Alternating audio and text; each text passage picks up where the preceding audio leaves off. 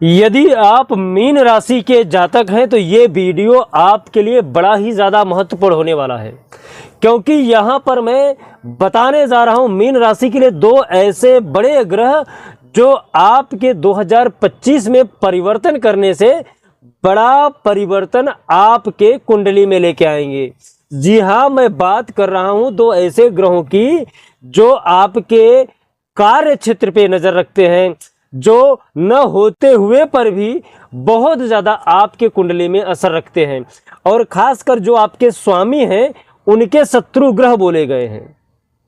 जी हाँ, मैं बात कर रहा हूं राहु और केतु की।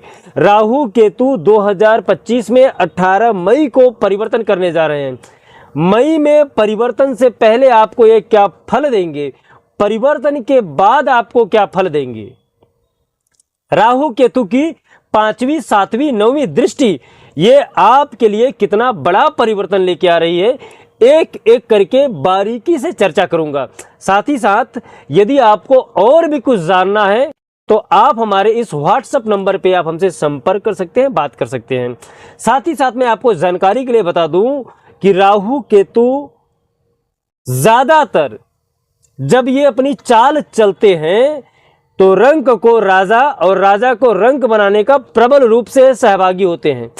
कलयुग में सबसे ज्यादा राहु केतु शनि ऐसे ग्रह हैं जो आपको बड़े ओहदे पर ले जा सकते हैं, पॉलिटिक्स में इंटर करा सकते हैं, साथ ही साथ आपका एक अलग ही साम्राज्य बसा सकते हैं। सतयुग में सूर्य महाराज, गुरु महाराज इनका वर्चस्व ज्यादा रहता था, पर कलयुग में ताप बढ़ चुका है। ताप बढ़ने की वजह से इनका शक्ति प्रबल रूप से आपके लिए कार्य करता है।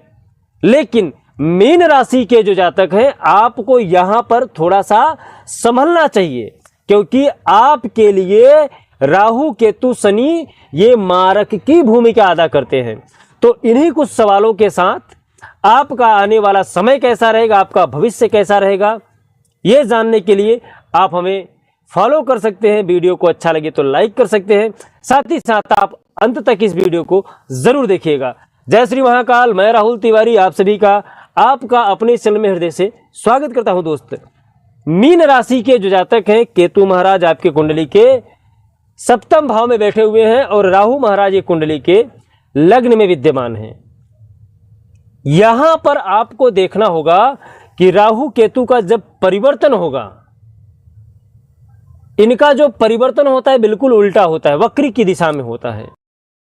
कुंडली में सबसे ज्यादा मजबूत ग्रह बोले जाते हैं सूर्य महाराज और चंद्रमा, लेकिन जब राहु अपनी चाल चलता है तो सूर्य पे भी ग्रहण लग जाता है और चंद्रमा पे भी ग्रहण लगा देता है। आपके स्वामी है गुरु महाराज। गुरु महाराज के साथ हमेशा राहु की और केतु की मारक की दृष्टि रहती है। यहां पर केतु महाराज जब तक परिवर्तन नहीं कर रहे हैं 18 मई 2025 तक, केतु महाराज आपके लग्न के ऊपर विवाह के योग पर बार बार आपको यहां पर तकलीफ दे रहे हैं।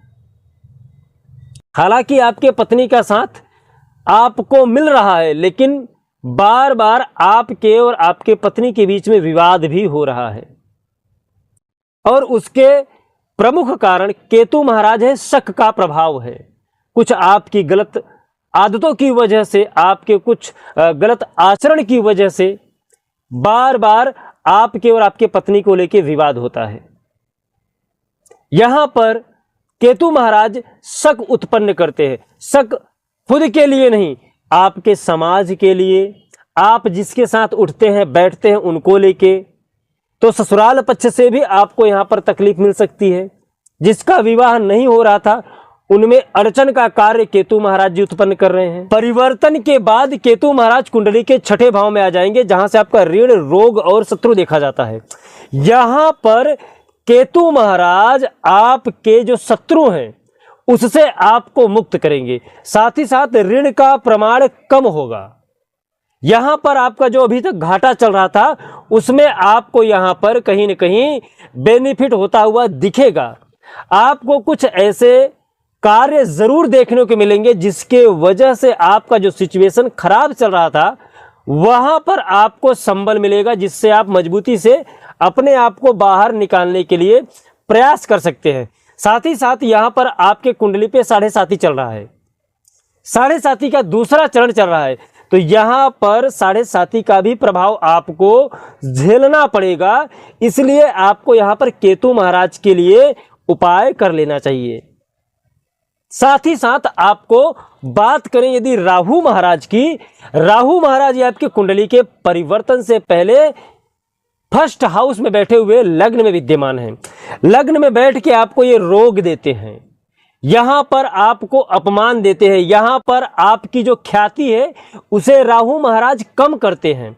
आप अनुभव करिए, लगभग पिछले साल भर से समाज में आपकी जो ख्याति थी वो कहीं ना कहीं कम हुई है। कुछ जो घनिष्ठ मित्र हैं वही आपके साथ में हैं, बाकी लोग आपको थोड़ा सा हल्का समझने लगे हैं। बहुत ज्यादा टेंशन मत लीजिए, राहु महाराज यहां पर परिवर्तन करने जा रहे हैं। परिवर्तन इनका होगा 18 मई के बाद, जब होगा तो ये आपके कुंडली के 12वें भाव में चले जाएंगे। 12वां भाव जो आपके व्यय का होता है, जहां से आपकी यात्रा देखी जाती है विदेश की। यहां पर आपके एक्सपेंस तो बढ़ेंगे, लेकिन कहीं न कहीं इनकम भी आपका जनरेट होगा। व्यय के सामने इनकम जनरेट होगा तो आपको उतना ज्यादा असर नहीं रहेगा, क्योंकि यहां पर आपकी यात्रा बढ़ेगी। जब यात्रा बढ़ेगी तो कर्म आपका बढ़ेगा, कर्म बढ़ेगा तो उसका रिजल्ट भी आएगा। तो यहां पर राहु महाराज आपको रिजल्ट अच्छा देंगे परिवर्तन के बाद। अब आपको यहां पर उपाय क्या करना है? उपाय में मैं सर्वप्रथम आपको बता दूं कि आपको ब्लैक, ब्लू, डार्क कपड़ा कम से कम पहनना है। डार्क की जो वस्तुएं हैं वो भी आपको कम से कम लेनी है, जितना ज्यादा हो सके कम से कम उपयोग करिए। शिव जी की रौद्र रूप की आप पूजा करते रहिए। बिजनेस में, व्यापार में, नौकरी में, दाम्पत्य जीवन में जितनी समस्या है, महादेव निरंतर आप यदि उनका जाप करेंगे तो आपको इन कष्टों से दूर करते रहेंगे। उम्मीद करता हूं कि ये वीडियो आपको अच्छा लगा होगा। साथ ही साथ उपाय में आपको ओम भूर्भुवस्वः तत्सवितुर्वरेण्यं भर्गो देवस्य धीमहि धियो यो न प्रचोदयात्। यदि आप जनेऊ धारण करते हैं तो इस मंत्र का संध्या वंदन करना आप स्टार्ट कर दीजिए। साथ ही साथ यदि आप संध्या वंदन नहीं कर सकते हैं तो आप पीला चंदन लगाइए, पीला वस्त्र धारण करिए। साथ ही साथ आप ओम ब्रिंग बृहस्पतये नमः इस मंत्र का जाप कर सकते हैं। इससे आपके कुंडली के जो गुरु हैं वो एक्टिव हो जाएंगे, मजबूत हो जाएंगे। उम्मीद करता हूं कि आपको ये वीडियो बहुत अच्छी तरीके से समझ आया होगा। और भी यदि आपको जानकारी चाहिए तो आप हमारे इस व्हाट्सएप नंबर पे आप हमसे जुड़ सकते हैं, संपर्क कर सकते हैं। जय श्री महाकाल। आपका दिन शुभ हो, मंगल हो, स्वस्थ रहें, मस्त रहें।